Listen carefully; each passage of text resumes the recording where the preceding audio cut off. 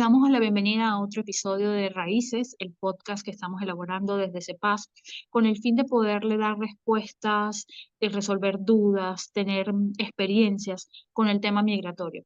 En este 2025 el tema pues es un tema global que enfrentamos tanto en el continente americano como en el continente europeo y que trae muchas dudas y muchas circunstancias. Y a través del podcast queremos ratificar que el tema de migración pues es un tema muy amplio y queremos tocar cada una de las vertientes de lo que significa ser migrante, de lo que significa iniciar un proceso de migración y el adaptarse a la nueva realidad de cada una de las personas y de las familias. En el episodio de hoy queremos comentar un poco el tema de la violencia. Cuando hablamos de migrantes, muchas veces se asocia el migrante a situaciones de criminalidad y de violencia. eh, pero no es una realidad sine qua non, no es una realidad al 100%, pero que sí tiene unos matices en algunos casos que pueden fomentar que la migración, por sus orígenes, se relacione de una forma un poquito más brusca o más violenta, o que sí se generen especies de bandas u organizaciones criminales específicas de ciertas regiones o de ciertos países. Lo vemos claramente, por ejemplo, en Estados Unidos y en Centroamérica, y también en Europa con España, que es el más cercano por nuestro idioma y por la cultura que tenemos, donde se hacen estas organizaciones basadas en países o regiones específicas. Por eso el día de hoy trajimos a Emilio Mijares, quien es director de la Fundación Educa tu Mente. Tiene psicólogo que además ha trabajado este tema y lo sigue trabajando. Él está ahorita en Estados Unidos y está con su fundación trabajando el tema de la violencia, tanto interna en la familia como en la parte social. Y queremos conversar con él este tema que está sobre la palestra y que va a traer mucha tela que cortar en este 2025. Gracias por estar con nosotros, Emilio. No, gracias a ti por la invitación y de verdad que bueno, por prestarnos esta ventana de apertura a la creación del pensamiento resiliente. Y pues la idea es también empezar a generar conciencia sobre todo esto que está sucediendo a nivel mundial, y pues también que nos preparemos para seguir enfrentando esta migración que cada vez es más grande. Las Naciones Unidas dicen que el 3.6% de la población mundial emigra, y cada vez las estadísticas van aumentando. Entonces es un problema de salud pública que enfrentan algunos países. Y ciertamente hay que abordar la violencia porque así como cuando nosotros emigramos, modelamos parte de nuestra cultura, de nuestra idiosincrasia, la gastronomía, y aportamos a esas sociedades que nos han abierto las puertas, o esos países que nos han abierto las puertas, pues también modelamos violencia. Exportamos también modos operando en algunos casos, tristemente, y eso nos ve afectado a toda la población migrante, porque generalizan cuando Y van es a la tomar primera alguna política. pregunta, y es la Sí. primera pregunta que te quiero hacer. ¿Por qué a nivel mundial Ujú. se asocia la migración con delincuencia? Mira, existe el crimen organizado como violencia estructural, ¿verdad? Y así como emigra gente buena, por allí también se cuelan gente mala. De allí la importancia de tener regulaciones en las fronteras.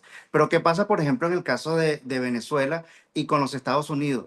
Que no hay, desde hace muchos años, rompieron relaciones diplomáticas. Entonces no hay una data que aquí en Estados Unidos pueda tener para poder saber quién accede y quién no, quién es bueno y quién no.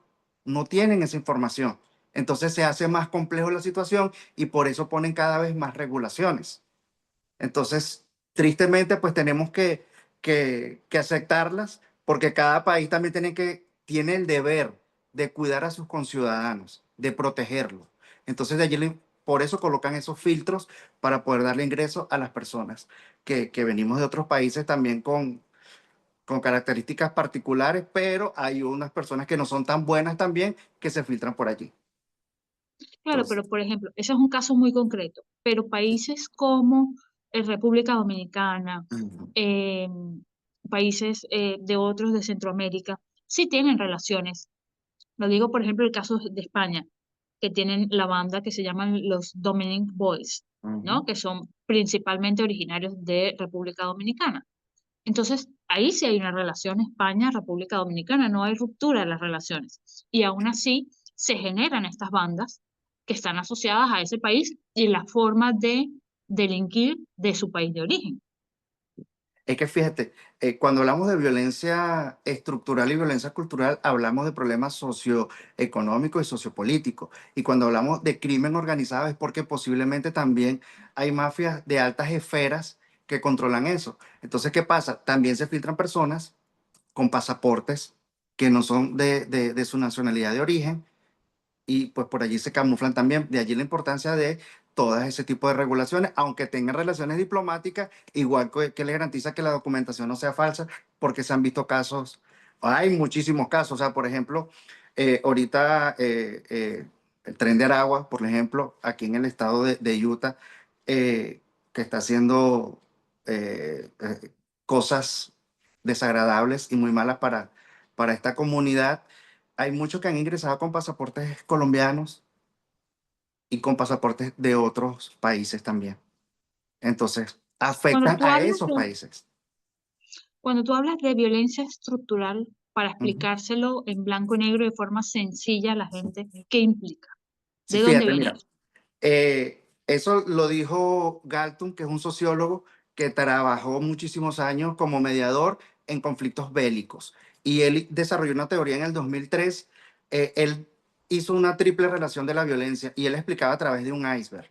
Él decía que la violencia directa es la parte superior del iceberg. La violencia directa es la visible. Violencia física, violencia sexual, violencia verbal, violencia económica, violencia patrimonial, entre otras tantas violencias directas. Pero ¿qué pasa? Que siguen cada vez incrementando, aunque hay tantos programas, porque no se va al origen.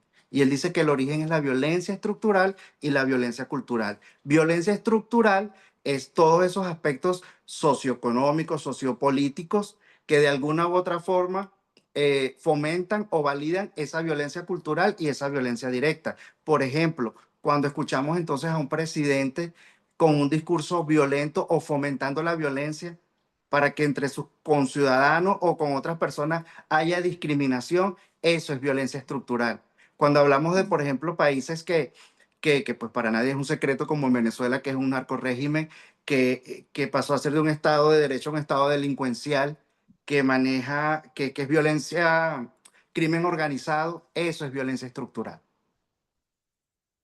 Y la violencia Claro, y la cultural estructural, Y la ujú, violencia cultural es las interpretaciones erróneas de la religión, de la lingüística, donde también fomentan la violencia. O sea, por ejemplo, expresiones donde la mujer es diseñada a placer del hombre. Eso lo establecen algunos preceptos religiosos interpretados erróneamente. Y entonces, ¿qué pasa? Hay abuso sexual o violencia sexual hacia la mujer por ese precepto religioso que es cultural. Entonces ve cómo las estructuras y las culturas fomentan la violencia directa. Y por eso es que las estadísticas cada vez se incrementan más, aunque hay millones de programas. Hasta que no vayamos, o hasta que no se vaya, o sea, hasta que el origen de la violencia, que es lo cultural y lo estructural, no estamos haciendo nada. Y la violencia es, como decía Galton, toda afrenta evitable a las necesidades humanas. Es decir, todo lo que reprima a un individuo a desarrollarse como un ser humano, eso es violencia. claro, pero la duda que se genera es la siguiente, porque estamos hablando de población migrante.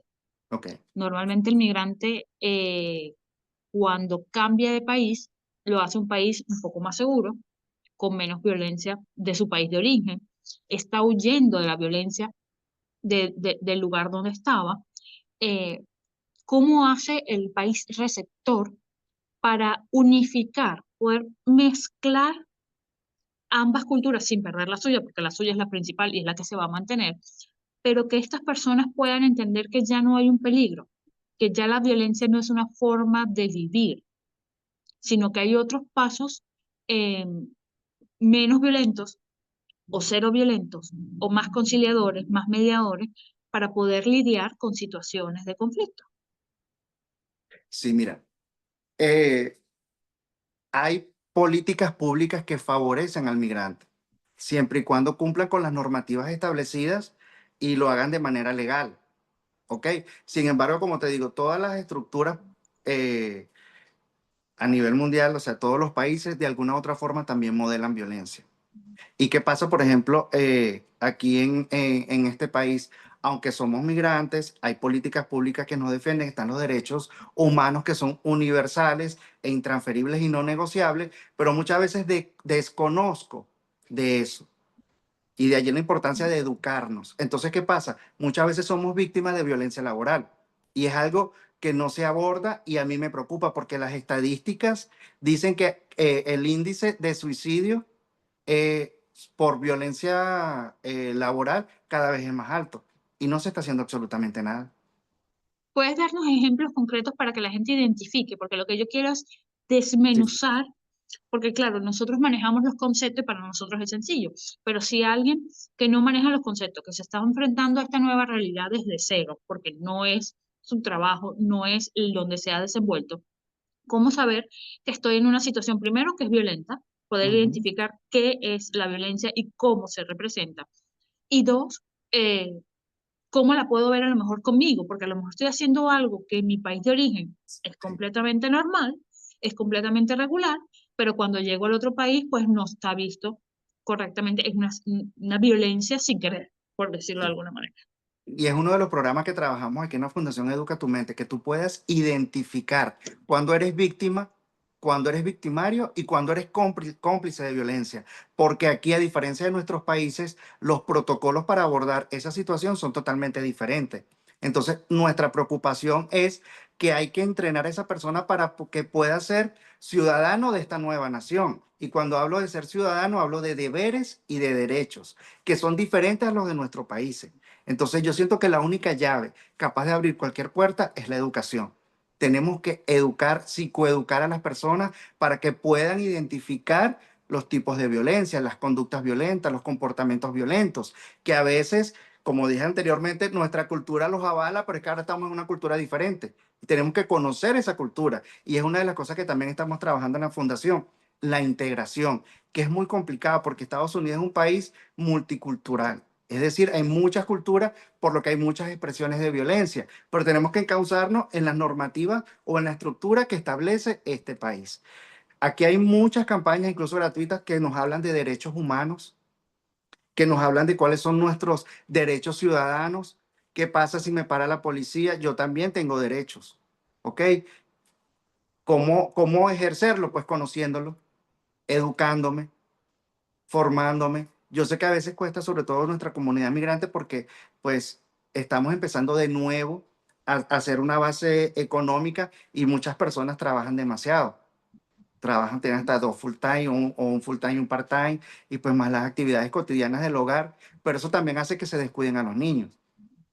Eso también trae consecuencias y lo vemos en esta sociedad, Claro, ¿verdad? pero no quiero deshilachar un poco lo que cuando conversabas del tema de violencia laboral, ¿no? Quiero que Ok, sí, sí, nos digas qué sí. tipos de violencia hay y cómo identificarlas.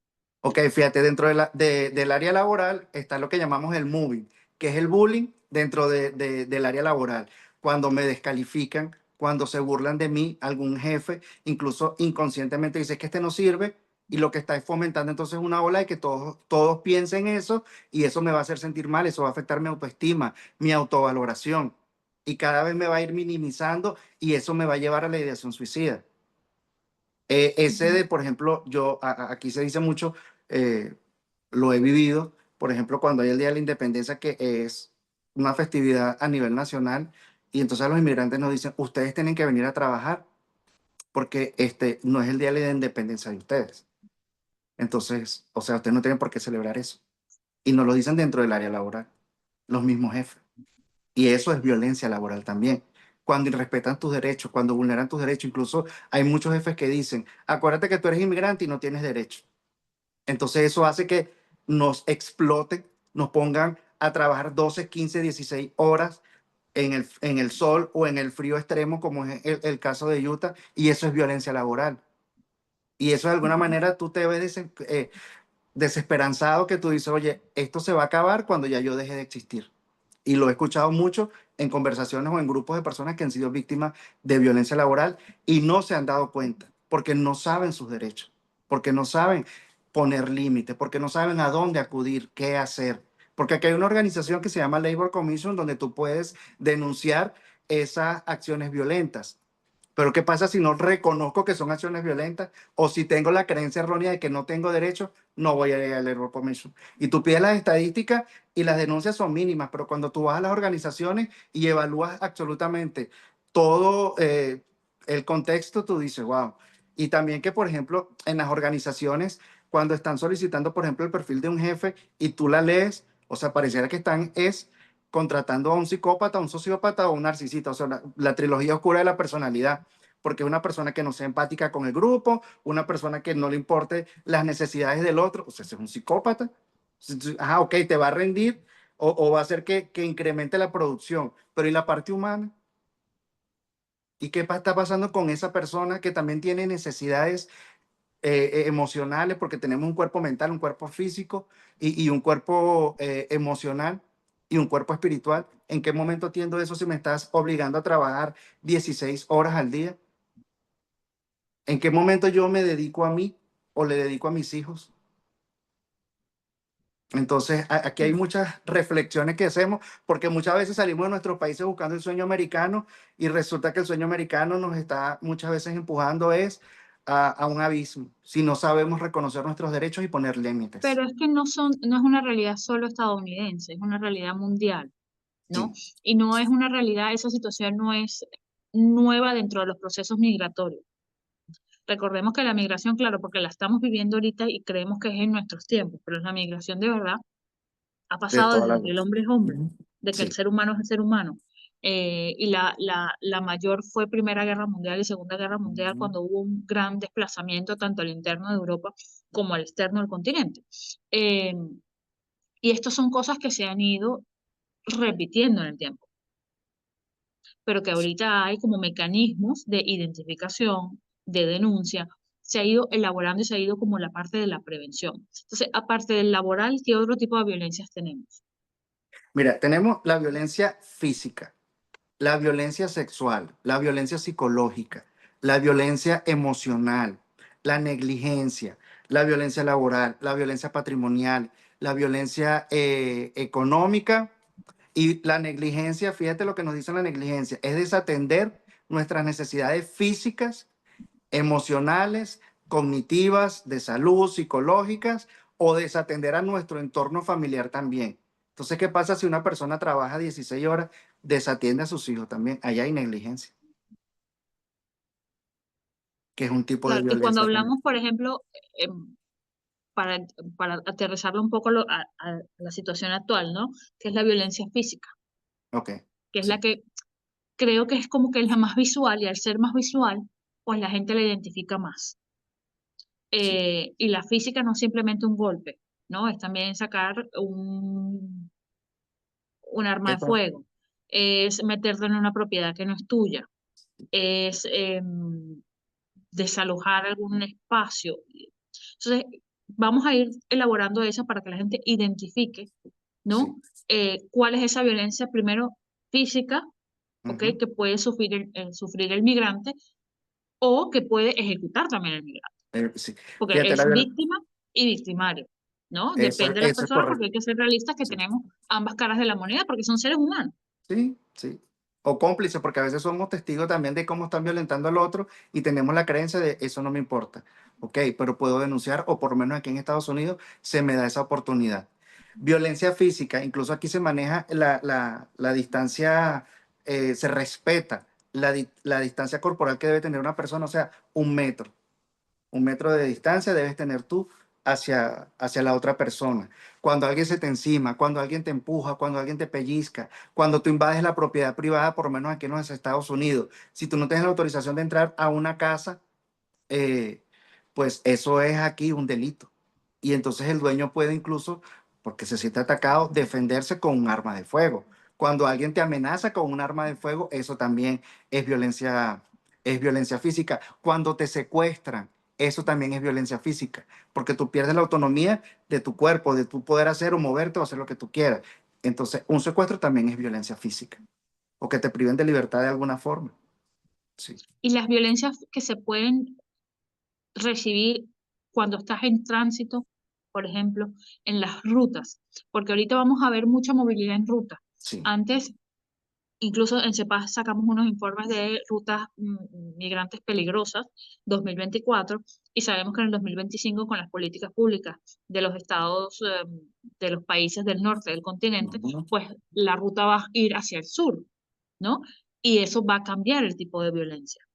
¿Qué es lo Sí, que se puede conseguir la gente que puede ser violencia y que sabe que tiene el derecho a no sufrirla y que tiene también el derecho a solicitar ayuda a las autoridades claro. del país en tránsito? Sí. Y mira, qué bonito que haces esa pregunta, porque de verdad que hay que también informar a las personas que van a moverse de un punto geográfico a otro a lo que están expuestos, porque muchas veces no lo consideran. Y aquí en los grupos de apoyo que hemos tenido, hemos escuchado casos devastadores, o sea, personas que incluso antes de llegar a Estados Unidos, en otros países, estando en tránsito, como tú dices, eh, los han secuestrado, o sea, los han metido en jaulas de gallinas por semanas sin comer, han visto cómo abusan sexualmente de otras personas y no pueden hacer nada porque están amenazados con armamentos, cómo los meten a 50 60 personas en una habitación de 4x4, o sea, algo inhumano y los dejan días sin tomar agua y sin comer. O sea, son cosas inhumanas a lo que se expone un inmigrante también. Por eso te digo, hay que atender a ese inmigrante. Es una de las políticas públicas que a mí me gustaría sugerir también, porque es que no es nada más atender el duelo migratorio, que ya de por sí son cinco. El solo movernos de un punto geográfico a otro se despliega cinco duelos inmigratorios. Pero esa persona víctima de violencia, ya sea porque la vivió en su país y lo obligó a salir abruptamente, pero en ese camino, ¿cuánta violencia también no vivió? Y cuando somos víctimas de violencia, suceden muchos procesos fisiológicos que no observamos. Y dentro de esos procesos fisiológicos es que no se me permite, no puedo yo la aprehensión de los conocimientos. Y si yo no aprendo cómo me adapto, entonces tengo que atender primero la violencia, el duelo migratorio y luego insertar a esa persona a la sociedad para que sea una persona asertiva y sana y pueda realmente ser funcional para para los países. Exactamente. E incluso también una de mis propuestas es brindarle una herramienta que en el área laboral, que se puedan desarrollar en el área laboral, algo técnico que puedan hacer ellos. Y mientras trabajan lo que es la parte emocional, están aprendiendo también un nuevo oficio que les pueda ayudar a defenderse también. Hablabas que físicamente cuando sufres la violencia se desarrollan como unos síntomas. ¿Nos puedes Sí, dar como unas luces de cuáles son esos síntomas? No sí, todo el mundo lo tendrá, no todo el sí. mundo los desarrollará, pero por lo menos para identificar que la persona dice, estoy en este proceso, necesito ayuda. Claro, fíjate, cuadros de estrés crónicos, donde la persona no puede dormir, donde la persona se siente perseguida, ataques de pánico, exaltación con la respiración, incluso, o sea, les cuesta o pierden el sueño completamente, por días, por semanas, por meses. Y eso, ¿cómo tú operas si no tienes un descanso físico? Entonces, exceso de cortisol y exceso de adrenalina te va también matando las neuronas. En el caso de los niños que también son expuestos a esa violencia, eso hace que le cambie la anatomía de su cerebro, porque el cerebro humano tiene una particularidad de que cuando nacemos no está estructurado, sino que tenemos aproximadamente 100 millones de neuronas que a medida que vamos creciendo se van conectando una entre sí, que es lo que llaman las redes neuronales. Y es hasta los 25 años que se forma la parte prefrontal, que es la parte consciente, la parte de toma de decisiones, hasta los 25 años. Entonces, un niño o un adolescente que esté expuesto también a la violencia va a tener cambios anatómicos en su cerebro y con ello un sinfín de consecuencias también. Sí, y era mi otra pregunta con el tema de los niños y los adolescentes, Sí, quienes han tenido que tramitar el proceso migratorio a través de estas rutas. O sea, no es que tengan una visa y llegaron o un proceso y llegaron con un avión, con un barco o cruzaron de una forma más sencilla una frontera, sí. sino que pasaron muchas cosas. Vivirlo desde la infancia y no entender decisiones, en ver cosas y no poder identificarlas, en querer ayudar a lo mejor a la misma familia y no poderlo hacer, y todas las crueldades que se viven en las rutas eh, por grupos irregulares que están controlando el terreno, por vulneración funcionarios que sobrepasan sus funciones de Ujú. forma indebida. cómo hacer para que una madre, un padre, una abuela o las familias de acogida de estos niños que pasaron ese proceso, poderlos ir ayudando y poderles ir como desbloqueando y que no lo vean como algo natural, Sí, como una mira, forma de vida de supervivencia. desmitificar, primero que los niños también viven un proceso de duelo, los niños también se deprimen, los niños también sufren ansiedad, los niños también sufren ataques de pánico por esas situaciones a las que están expuestas. Entonces, ¿qué pasa? Que una de las cosas que yo le digo a los papás o a los cuidadores primarios, que tienen ellos que vivir su proceso, porque cuando yo lo entiendo en mí, lo puedo identificar en el otro. Entonces, si yo tengo la negación y yo no me permito vivir las emociones propias del duelo o de la situación a la que yo estuve expuesta, no lo voy a entender en mi hijo y lo voy a violentar emocionalmente, porque voy a anular su sentir. Y aquí han habido casos, o hemos atendido casos de niñas que eh, ni siquiera les dicen a lo que se van a exponer, sino agarra tu bolso que nos vamos. O sea, no hay un cierre emocional con sus amigos, no hay un vamos a hablar, no hay absolutamente nada. Y cuando llegan acá, entonces lo exponen de una vez al colegio, donde no manejan el idioma, donde el colegio aquí es totalmente diferente y ellos lo expresan. Es que aquí son cerrados, claro, por el frío. En cambio, en el colegio donde yo estaba era más abierto. ¿Por qué tengo que hacer las pruebas con una tablet si yo estoy acostumbrada a un lápiz y a un papel, a una hoja de examen? O sea, hay tantos cambios que ese niño está viviendo y que no entiende.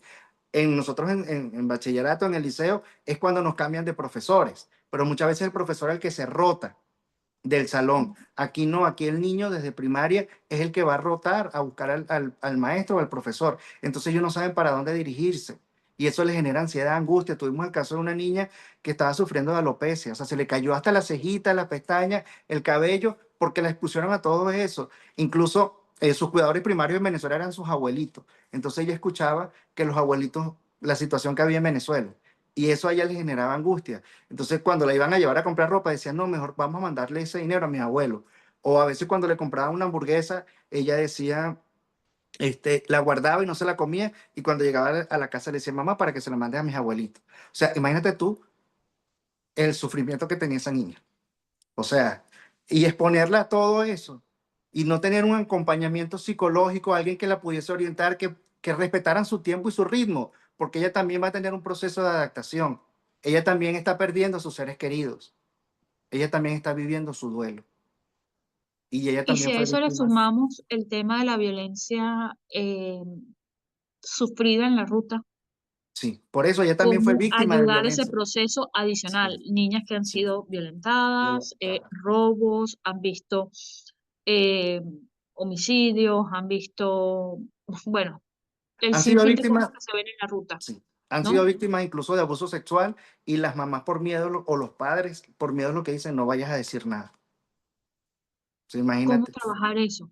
Oye, y incluso aquí el término que se le adjudica a las personas víctimas de violencia sexual es que son sobrevivientes, porque eso afecta todas las esferas de su vida, de su personalidad, todo. O sea, eso le afecta absolutamente todo. Están es sobreviviendo y no lo atienden por miedo a que piensan que si lo dicen van a meter preso a los papás, a que van a perder entonces la oportunidad de poder tener un estatus en este país. ¿Y cómo crees tú que pueda crecer esa niña cuando no se siente ni siquiera respetada y valorada por su sufrimiento?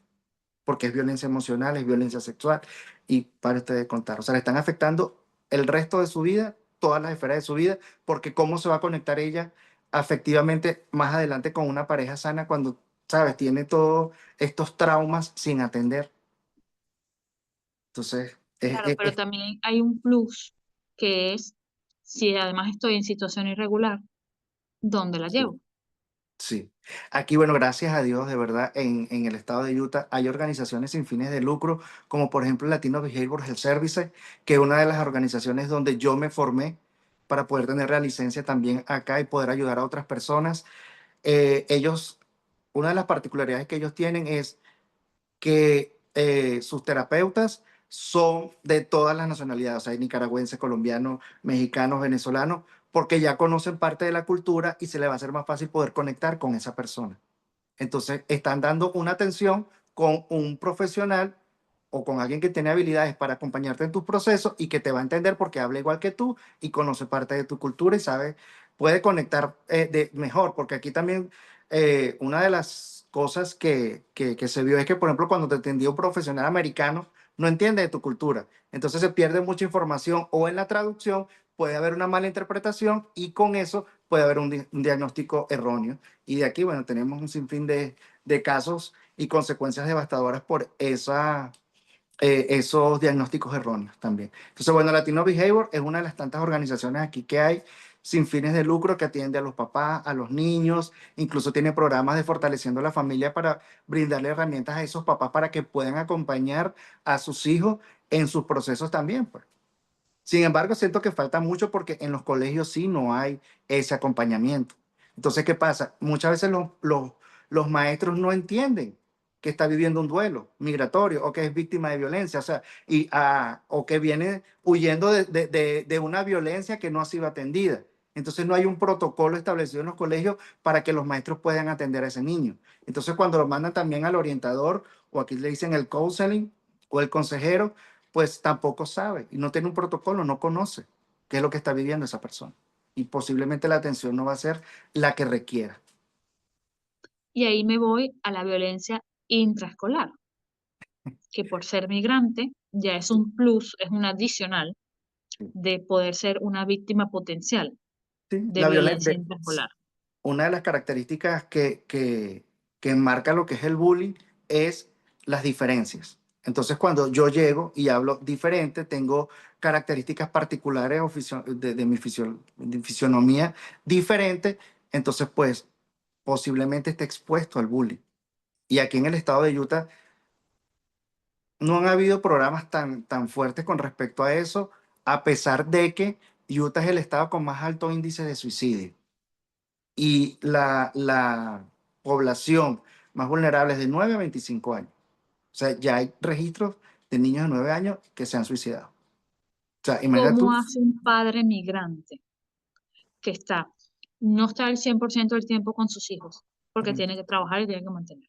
sí, Eh, a lo mejor no maneja el idioma, ujú, porque estamos hablando de Estados Unidos, pero también puede ser Europa, que todos sí, los claro. países tienen un idioma distinto. Ujú, Eh, para identificar que su hijo es víctima de esta circunstancia y poder atajar el problema a tiempo antes de que llegue a situaciones de pérdida de la vida. sí. Pues mira, un niño que si tú ves que sus características resaltantes anteriormente es que era extrovertido y ahora es introvertido, posiblemente esté siendo víctima de bullying. Un niño donde sus calificaciones bajan, un niño donde te dice, mamá, no quiero ir al colegio. O sea, ahí tienes que poner tú la lupa, ¿por qué no quiere ir al colegio? ¿Qué está pasando? Y tener también esa conexión con los maestros. O buscar también observar cuando yo estoy dejando a mi hijo en el colegio, si se integra, si no se integra. O sea, quedarme un rato observando a ver qué está pasando. Pero si el niño marca puntualmente esas características, que ya ahora es un poco más introvertido, ahora habla menos, está ensimismado, posiblemente en el teléfono, en otras cosas, se aísla. Incluso a veces hasta es golpeado y lo que hace es que utiliza suéter para que los padres no observen que lo han agredido. Entonces eso también, si estamos en pleno verano, que el calor es increíble y tú ves que tu hijo se está poniendo suéter, oye, indaga un poco allí también. ¿Cómo lo haces? Claro, eso te estoy diciendo cuando eres un padre que tal vez te tomas el tiempo para hacerlo. Yo sé que es complicado, yo sé que es complicado, pero de allí la importancia de tú poner una balanza, qué es lo que es realmente importante para ti. Si Claro, tener un pero poco ¿cómo más de entras tú dinero, al tema? ¿Cómo? sí. Porque claro, sentarlo y decirle, eres víctima de bullying, no, ¿sabes? Es un No, poco, claro. ¿cómo haces para ir entrando en el tema? Porque eso no va a ser de la noche a la mañana y poder identificarlo. O sea, ¿cuál es esa conexión? ¿Cómo darle las herramientas a los padres para preguntar sin preguntar? Sí. Por ejemplo, fíjate, una de las Especialmente cuando cosas, estamos con los adolescentes. sí, una de las cosas que trabajamos en el programa Fortaleciendo la Familia es eso. Primero tenemos que renovar el vínculo con nuestros hijos, porque casi siempre los migrantes tienen el vínculo fracturado. O sea, yo desconozco a mis hijos, ya yo me ensimismé en mi trabajo, en mi rutina, y ya yo no me preocupo más por él. No sé nada de él. Eso quiere decir que hay un vínculo allí fracturado. Entonces, ¿cómo le vas a poner tus límites cuando no tienes un vínculo? Ese niño lo que se va a sentir es atacado por el papá también cuando le está poniendo una normativa. O está ese papá intentando indagar sobre ciertos elementos de los que nunca se ha preocupado ni ocupado. Entonces, primero, renovar el vínculo para poder poner límites y la supervisión. Y hay miles de maneras de tú poder supervisar a tus hijos también, sin que ellos incluso se den cuenta.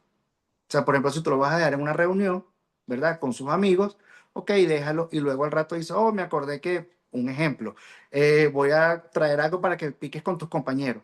Y, oh, se me atravesó esto y lo quise traer para que ustedes compartan. Y ahí tú puedes observar lo que ellos estaban haciendo. Le vas a caer de manera imprevista y no se va a ver tan invasivo, que estás invadiendo su privacidad. O sea, hay muchas formas y muchas maneras de poder hacerlo, siempre y cuando el papá también tenga la disposición de querer hacerlo, porque yo sé que no es fácil y más cuando somos inmigrantes. Y más entonces también, ¿qué pasa? Cuando ya el niño se ha adaptado a esta cultura o creció en esta cultura y yo tengo otra cultura diferente. Entonces vemos también que el papá por miedo a perder su identidad violenta también al niño. Y le dice, ¿por qué tú hablas así? ¿Por qué te comportas así? ¿Por qué te vistes así? Si en mi cultura eso no se ve, eso no es así. Entonces, fíjate también cómo inconscientemente ahí nos convertimos en victimarios de nuestros propios hijos. Y entonces estamos haciendo que ese niño se sienta mal. Ese niño, porque entonces no, por querer complacer a mi papá voy a hacer de una forma, pero no es lo que yo quiero. Yo quiero también complacer a mis amigos. Y ahí pierden su identidad y tienen problemas de autoestima, autovaloración, empieza la ideación suicida, hacerse daño ellos mismos y un sinfín de cosas también. Por eso la importancia del acompañamiento a las familias, porque no es nada más a una persona, es a toda la familia, a todos los que están en ese núcleo. Y también tenemos la otra cara de la moneda. En cambio de ser víctimas, son victimarios.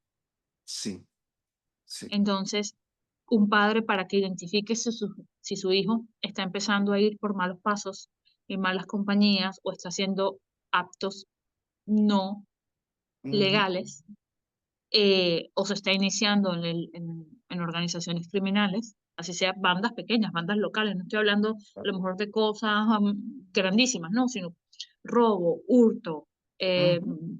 trapicheo, Sí, ¿me entiendes? consumo Cosas muy de pequeñas, algunos pero ¿cómo químicos. identifico yo y cómo lo Claro, puedo atajar a tiempo y sacarlo? claro, la supervisión. Yo sé que volvemos a caer en el punto de, pero ¿cómo me doy cuenta si estoy trabajando? Sí, pero es que no hay ninguna, o sea, no hay una forma mágica. O sea, tiene que haber un esfuerzo por parte de los padres si tú realmente quieres que tu hijo pues sea un ciudadano de bien. La supervisión constante porque ellos están expuestos a eso. Una de las cosas incluso que se trabaja con uno de los programas que tenemos allí es eso, pues que se le brindan herramientas a los padres para que corran menos riesgo los jóvenes de poder caer ya sea en el alcohol, las drogas o en cometer algún delito. Pero también se le va entrenando a los niños que ellos puedan identificar qué es un delito. Y también Ujú. se le va, dan otras herramientas para que el niño pueda eh, entretenerse o desarrollar habilidades y ese tiempo de ocio lo invierte en algo productivo y no en cosas que lo puedan perjudicar a ellos o a su papá también. Y hay muchísimos programas, lo que pasa es que, bueno, a veces los papás están tan ensimismados en el trabajo que entonces tampoco los llevan a esas actividades que en su mayoría son gratuitas, que es una de las bondades que ofrece por lo menos aquí el estado de Utah, la mayoría de las organizaciones sin fines de lucro, o sea, no cobran. Todos los programas, todos los talleres son gratuitos y te están dando ayuda, asistencia psicológica, te están brindando las herramientas, el acompañamiento. Incluso hay muchos programas donde hasta le damos la cena a los papás, a la familia, porque es una de las técnicas, que ellos puedan compartir una comida al día incluso. Y en ese compartir la comida le hacemos algunos juegos, como por ejemplo que los niños le hagan preguntas a los papás de que, ¿qué hacías tú cuando tenías 8 años? Para que ellos vean que ese papá también fue niño y también hizo travesura. Y ahí empezamos entonces a renovar ese vínculo papá e hijo. Entonces, hay Mm. muchas cosas que sí se pueden hacer. La cuestión es que las personas quieran acudir a estas actividades porque incluso la damos en su idioma natal, por lo menos en español, y están esos programas. Volviendo ahorita un poco a los adultos y ya estamos casi al cierre por temas de tiempo, pero el ver la violencia como un modo de supervivencia. Sí, Cómo trabajar eso y que no es la única vía, ¿no? sí, Ser violento, el tener actitudes violentas, el resistirse al sistema, a lo mejor, se sí. podría decir, ¿no? Mira, cuando tú eres víctima de violencia, tienes dos caminos. O repites ese patrón porque es que no conoces otra forma de vivir o de sobrevivir que haciendo lo que ya has visto, o por miedo a repetir ese patrón de violencia, te inhibes y entonces eres una potencial víctima, incluso hasta de ti mismo, porque no te permites desarrollarte como un ser humano o no eres capaz de ponerle límite al otro porque piensas que puedes agredirlo o ser violento. Y como tú no quieres ser violento, lo reprimes, pero te agredes a ti mismo también. Primero que nada, romper con esos patrones. ¿De qué forma? Identificándolo. ¿A través de qué? La psicoeducación.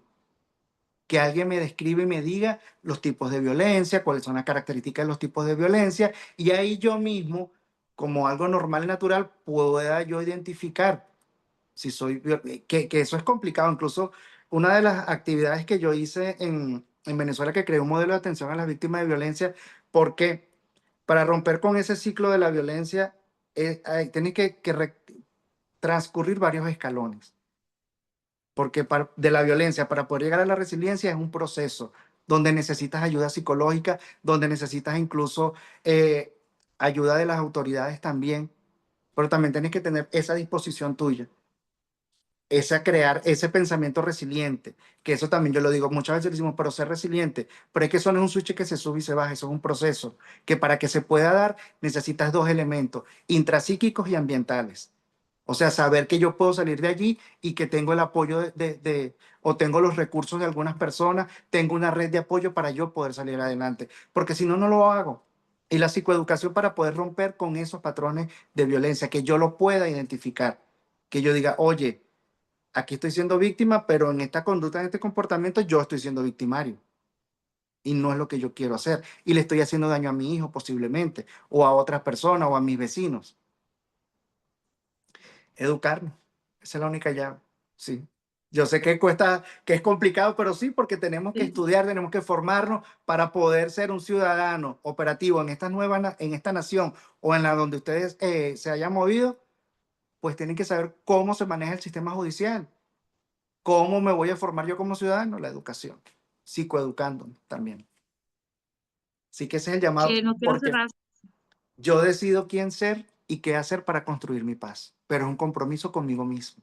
Tengo que integrar todas esas partes, las que de eso donde yo era en mi país y ahora lo que soy en este país.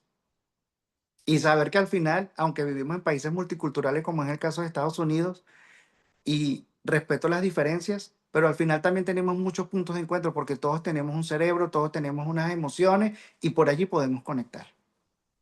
Y yo No inmigrante quiero puedo cerrar entender.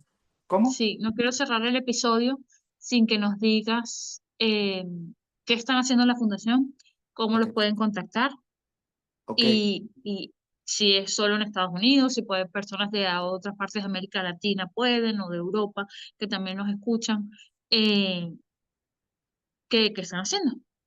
Sí, bueno, estamos psicoeducando a toda nuestra comunidad, le estamos brindando esas herramientas para que puedan atender entonces su mente, sus emociones y también su cuerpo físico. Son varias fundaciones que estamos organizadas y estamos conectadas en función a atender a todos nuestros migrantes. También damos actividades vía Zoom si otros países también nos lo requieren. Por ejemplo, la American Foundation for Suicide Prevention, que es la encargada de prevenir el suicidio. Hemos conectado con ellos y ellos incluso le han dado formaciones a personas en Venezuela, en la Patagonia, a quienes nos lo soliciten. Aquí están estas ventanas que nos acercan para brindarles toda esta información y todas estas herramientas. Todas nuestras actividades son gratuitas y estamos, bueno, a veces trabajando con las uñas porque es recurso propio con lo que estamos por ahora trabajando y pues a veces es complicado, pero aquí estamos, con todo el amor del mundo para nuestra comunidad porque esa es nuestra misión, nuestro propósito de vida, o por lo menos el mío. Lo hice en Venezuela, quise extenderlo para acá, pero sabía que me tenía que preparar.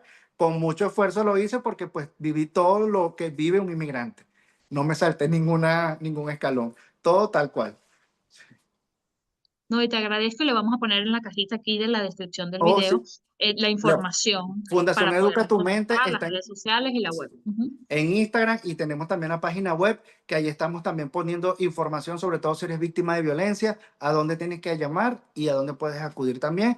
Y los tipos de violencia directa también ya vamos a empezar a poner infografías para que la gente ya pueda de forma visual identificar si están siendo víctimas de violencia y qué hacer.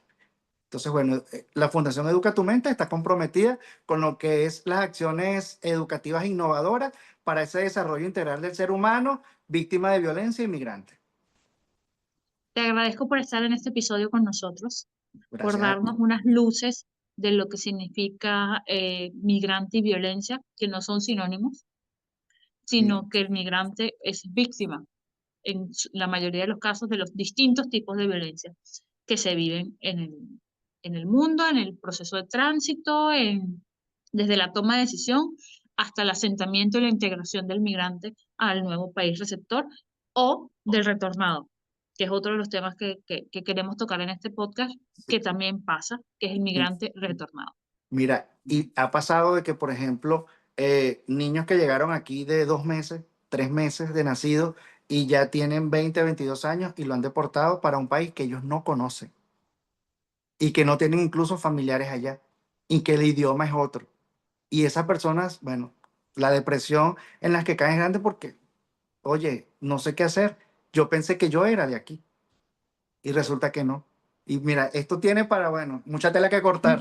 Por eso. Sí. No, y lo vamos a seguir discutiendo porque es parte de la esencia de este podcast que incluso lo denominamos raíces porque es la base de todo ser humano, su raíz cultural, social, lingüística, personal, familiar, histórica. Y que lo que queremos es ir deshilachando todas esas vertientes del el ser humano migrante.